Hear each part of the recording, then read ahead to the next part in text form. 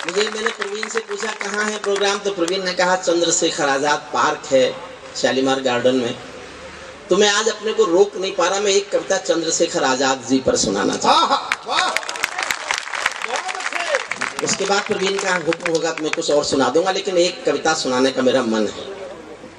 और ये कविता मेरी नई नहीं है, क्योंकि चंद्रशेखर आजाद पार्क में बैठा हूँ तो मैं उस शहीद को श्रद्धांजलि दे के नहीं जाऊंगा तो मुझे ऐसा लगेगा मैं कहीं अधूरा चला आया वहां से। मैं उस शहीद के नाम के पार्क में गया था और मैंने उसको श्रद्धांजलि नहीं दी। उसको श्रद्धांजलि स्वरूप मेरी कविता सुनी। आदरणीय बैठ जाओ, हुजूर बैठ जाओ। ये कविता मेरी नई नहीं है।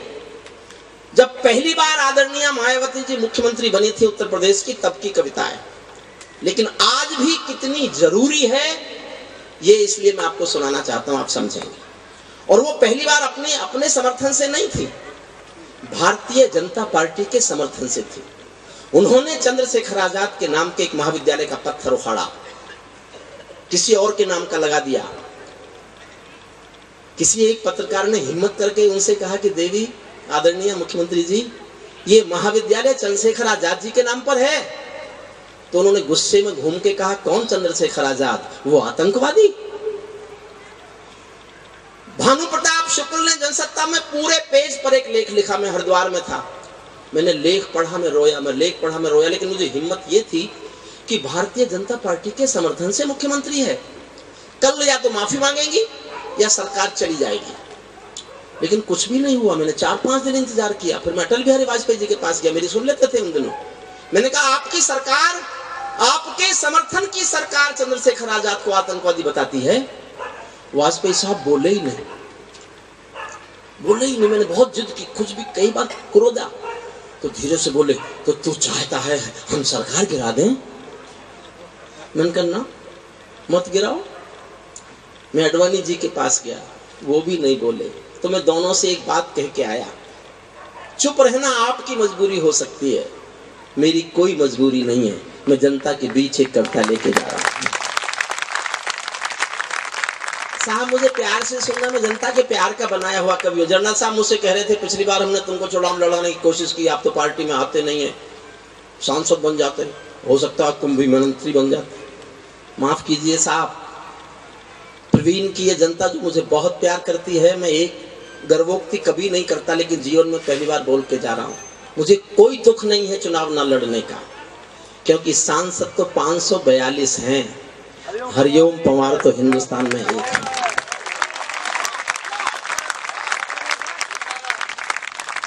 एक कविता लेके आया मैं, और इसलिए लेके आया कि मैं केवल ये कहना चाहता हूं कि हिंदुस्तान की राजनीति ना करे शहीदों का सम्मान, हम सह लेंगे, लेकिन हिंदुस्तान की राजनीति शहीदों का अपमान करने की हिम्मत ना करें। बस ये मैं कहना चाहता हूं। मन तो मेरा भी करता है झूमू नाचूं गाऊं में, मन तो मेरा भी करता है झूमू नाचूं गाऊं में, आजादी की सौगातों पर 100 गीत सुनाऊं मैं, लेकिन शबनम वाला वातावरण कहां से लाऊं मैं, मेघ मल्हारों वाला अंतःकरण कहां से लाऊं मैं दामन में दर्द तुम्हारे अपने लेकर बैठा हूं, आजादी के टूटे फूटे सपने लेकर बैठा हूं, धाम जिन्होंने भारत माता को गहरे दे रखे हैं, उन लोगों को जेड सुरक्षा के पहरे दे रखे हैं, उन लोगों को। और तालियां चाहिए साहब, जुड़ना मुझसे। मैंने दलों के लिए नहीं लिखा कभी, मैंने देश के लिए। मेरे दिल में देश के सिवा कुछ भी नहीं है, विश्वास करो। मैंने किसी लड़की को अपने दिल में इसलिए नहीं आने दिया कि देश बाहर ना निकल जाए। मन तो मेरा भी करता है झूमू नाचूं गाऊं में, घाव जिन्होंने भारत माता को गहरे दे रखे हैं, उन लोगों को जेड सुरक्षा के पहरे दे रखे हैं, जो भारत को बर्बादी की हद तक लाने वाले हैं, वे ही स्वर्ण जयंती का पैगाम सुनाने वाले हैं, वे ही स्वर्ण जयंती का पैगाम सुनाने। कविता शुरू करता हूँ साहब। आजादी लाने वालों का तिरस्कार तड़फाता है, आजादी लाने वालों का तिरस्कार तड़फाता है, बलिदानी पत्थर पर थूका बार बार तड़फाता है, इंकलाब की बलबेदी भी जिससे गौरव पाती है, आजादी में उस शेखर को भी गाली दी जाती है, आजादी में उस शेखर को भी गाली दी जाती है। मैं दिनकर की परंपरा का चारण हूँ, भूषण की शैली का अल्प उदाहरण हूँ, इसीलिए मैं दरबारों के नहीं गा सकता हूँ, मैं पीड़ा की चीखों में संगीत नहीं ला सकता हूँ, मैं पीड़ा की चीखों में संगीत। दिनेश के श्रेष्ठ शिल्प को, कीर्ति जी के गीत के श्रेष्ठ शिल्प को अपनी भावनाएं सौंपता हूँ, और 4 पंक्तियां आपके दिल में तीर की तरह चुभें और आपको लगे कि हाँ साहब गलत तो हो गया, तो पूरा सदन मेरा साथ दे सुनना। इसीलिए मैं दरबारों के गीत नहीं गा सकता हूँ, मैं पीड़ा की चीखों में संगीत नहीं ला सकता हूँ। इससे बढ़कर और शर्म की बात नहीं हो सकती थी, इससे बढ़कर और शर्म की बात नहीं हो सकती थी। आजादी के परवानों पर घात नहीं हो सकती थी। कोई बलिदानी शेखर को आतंकी कह जाता है, पत्थर पर से नाम हटाकर कुर्सी पर रह जाता है, पत्थर पर से नाम हटाकर कुर्सी पर रह जाता है। गाली की भी कोई सीमा है, कोई मर्यादा है, गाली की भी कोई सीमा है, कोई मर्यादा है। ये घटना तो देशद्रोह की परिभाषा से ज्यादा है। मेरी आंखों में पानी है, सीने में चिंगारी है, राजनीति ने कुर्बानी के दिल पर ठोकर मारी है। सारे वतन पुरोधा चुप थे, कोई कहीं नहीं बोला। कविता का सौंदर्य केवल ये है प्रवीण, शहीदों की आत्मा ने सबने सुना होगा कि आज एक मुख्यमंत्री चंद्रशेखर आजाद को आतंकवादी बोल रहा है, सरेआम आतंकवादी कहा जा रहा है। उन शहीदों की आत्माओं पर क्या गुजरी होगी, ये इस कविता का सौंदर्य बोध है, मैं इसलिए सुनाना चाहता था, सुनिएगा। बहुत सारे वतन पुरोधा चुप थे, कोई कहीं नहीं बोला, लेकिन कोई ये ना समझे कोई खून नहीं खोला। सुनकर बलिदानी बेटों का धीरज डोल गया होगा, मंगल पांडे फिर शोणित की भाषा बोल गया होगा, मंगल पांडे फिर शोणित की भाषा बोल गया होगा। सुनकर हिंद महासागर की लहरें तड़प गई होंगी, शायद बिस्मिल की गजलों की बहरें तड़प गई होंगी। नील गगन में कोई पुच्छर तारा टूट गया होगा, अशफाकुल्ला की आंखों में लावा फूट गया होगा, अशफाकुल्ला की आंखों में लावा अशफाकुल्ला की आंखों में लावा फूट गया होगा। भारत भू पर मरने वाला टोला भी रोया होगा, इनकलाब का रंग बसंती चोला भी रोया होगा। चुपके चुपके रोया होगा संगम तीरथ का पानी, आंसू आंसू रोई होगी धरती की चूनरधानी। एक समंदर रोई होगी भगत सिंह की कुर्बानी। एक पंक्ति सौंपता हूँ, आपकी संवेदनाओं को सौंपता हूँ, आपको देश को प्यार करने की भावना को सौंपता हूँ।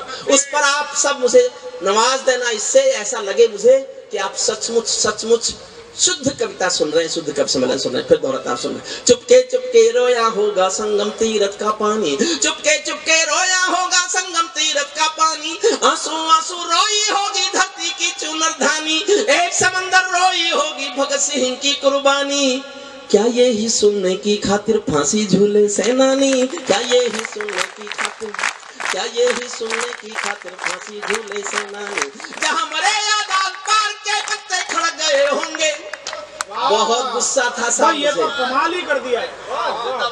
बहुत गुस्सा था मुझे, मैं बरसात में भीगा 3 घंटे इसलिए कि मेरे आंसू कोई ना देखे। मैंने गुस्सा कैसे जाहिर किया, अगर मेरे गुस्सा जाहिर करने का तरीका आपको पसंद आ जाए तो मुझे एक बार इतनी तालियों से नवाज देना कि मैं भूलूं न जीवन भर ना भूलूं कि शालीमार गार्डन में चंद्रशेखर आजाद पार्क में मैंने कविता सुनाई थी। लोगों ने मुझे इतने प्यार से सुना था, इतने प्यार से नवाजा था मेरे गुस्से को। अपने गुस्से पर मोहर चाहता हूँ। मैं अनुरोध कभी भी नहीं करता जनता से, लेकिन आज अनुरोध कर रहा हूं। मैं चंद्रशेखर आजाद नाम के पार्क में हूं और यहां से यादगार तालियां लेके जाना चाहता हूं। सुनना, जहां मरे आजाद पार्क के पत्ते खड़क गए होंगे, जहां मरे आजाद पार्क के पत्ते खड़क गए होंगे, कहीं स्वर्ग में शेखर जी के बाजू फड़क गए होंगे। शायद पल दो पल को उनकी निदिया भाग गई होगी, फिर पिस्तौल उठा लेने की इच्छा जाग गई होगी।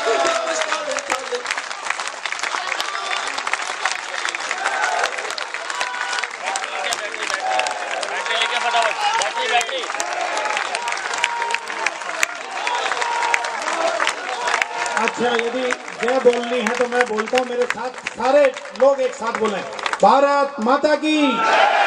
आवाज कम है, और जोर से, भारत माता की, भारत माता की। बैठिए प्लीज। सचमुच मेरे लिए यादगार पल है ये, मैं जीवन में कभी नहीं भूलूंगा, कभी नहीं। ललित जायसवाल जी हैं कि चले गए? ललित जी आपने अतुल जी ने मिलकर जो अट्टहास के कीर्तिमान स्थापित किए थे प्रवीण से मिलकर, ये भी उल्लास नाम जरूर है लेकिन अट्टहास का सगा छोटा भाई है हो गया है। ये सचमुच आपने वही आयाम प्राप्त कर लिए जो अट्टहास ने किए होंगे। और कविता के लिहाज से एक बहुत रिच कवि सम्मेलन, बहुत इसको कहना चाहिए अमीर कवि सम्मेलन आपने किया है। जहां मेरे आजाद पार्क के पत्ते खड़ गए होंगे, कहीं स्वर्ग में शेखर जी के बाजू फड़ गए होंगे, शायद पल दो पल को उनकी निंदियां भाग गई होगी, फिर पिस्तौल उठा लेने की इच्छा। मैंने शेखर जी पर कविता लिखने के लिए उनकी जीवनी पढ़ी। एक घटना मुझे ऐसी मिली जो शायद आपने नहीं सुनी हो, शायद नहीं सुनी हो। दुनिया के किसी भी क्रांतिकारी के मुंह से ऐसी बात कभी निकली नहीं जो चंद्रशेखर आजाद के मुंह से निकली। इकलौते बेटे थे, माँ बाप गरीब थे, मध्य प्रदेश के झाबुआ जिले के भाबरा गांव में रहते थे। मैं मोदी जी को बधाई देता हूँ, 70 साल में हिंदुस्तान का पहला प्रधानमंत्री जो चंद्रशेखर आजाद के गांव गया, पहला प्रधानमंत्री।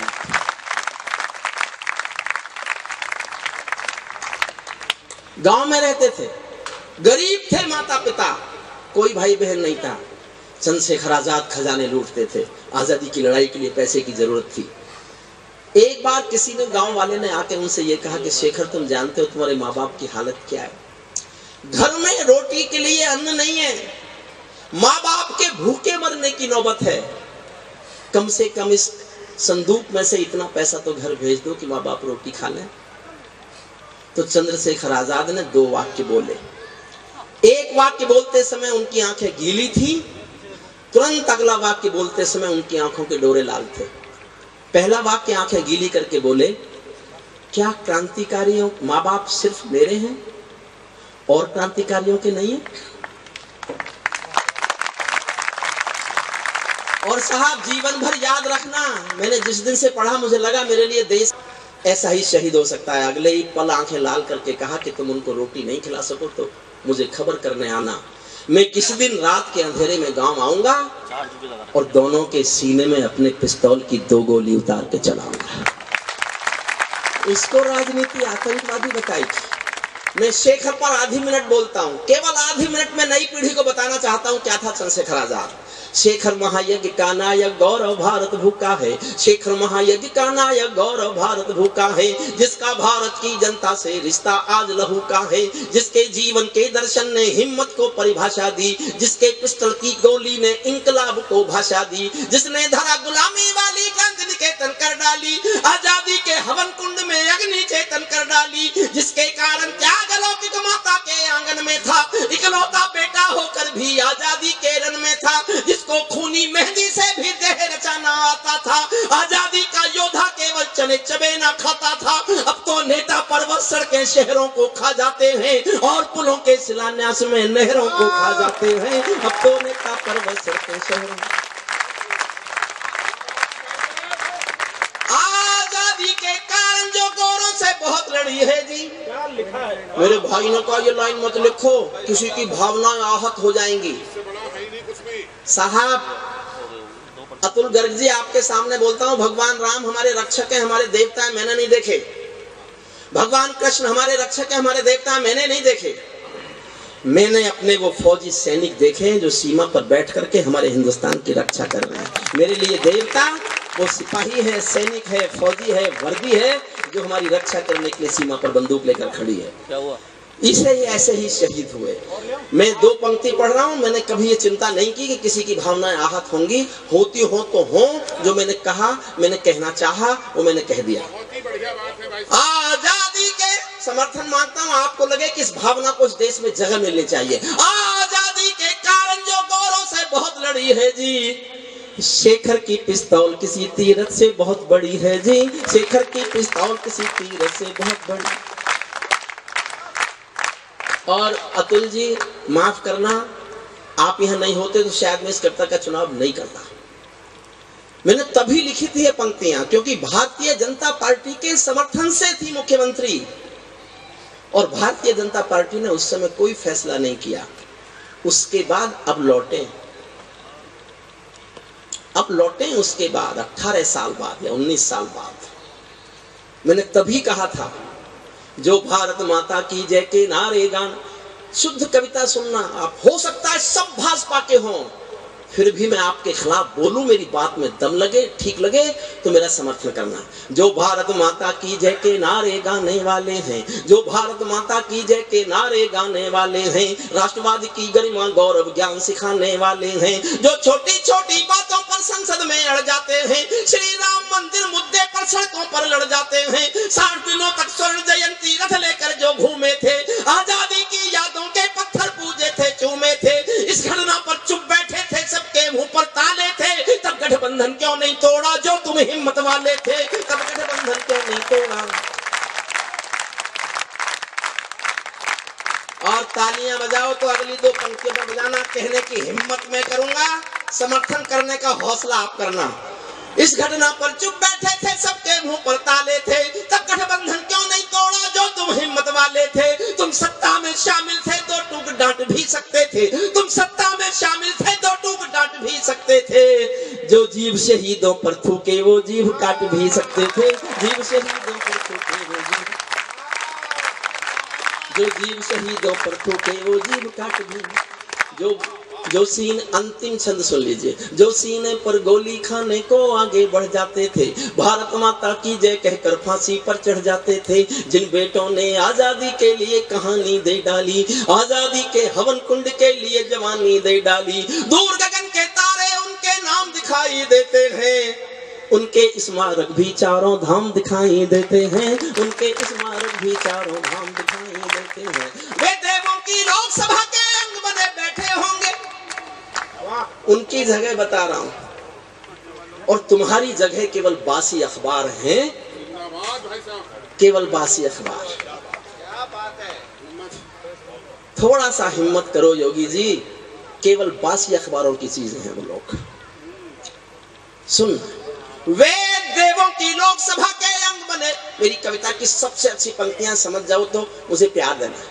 वे देवों की लोकसभा के अंग बने बैठे होंगे, वे सतरंगी इंद्रधनुष के रंग बने बैठे होंगे, उन बेटों की याद भुलाने की नादानी करते हो, इंद्रधनुष के रंग चुराने की नादानी करते हो, इंद्रधनुष के रंग चुराने की नादानी करते हो, जिनके कारण ये भारत आजाद दिखाई देता है, अमर तिरंगा उन बेटों की याद दिखाई देता है, उनका नाम जुबां पर लो तो पलकों को झपका लेना, उनकी यादों के पत्थर पर 2 आंसू टपका देना, उनकी यादों के पत्थर पर 2 आंसू टपका देना, जो धरती में मस्तक बोकर चले गए, दाग गुलामी वाला धोकर चले गए, मैं उनकी पूजा की खातिर जीवन भर गा सकता हूँ, मैं सूरज का बेटा तम के गीत नहीं गा सकता हूँ, मैं पीड़ा की चीखों में संगीत नहीं गा सकता हूँ, मैं पीड़ा की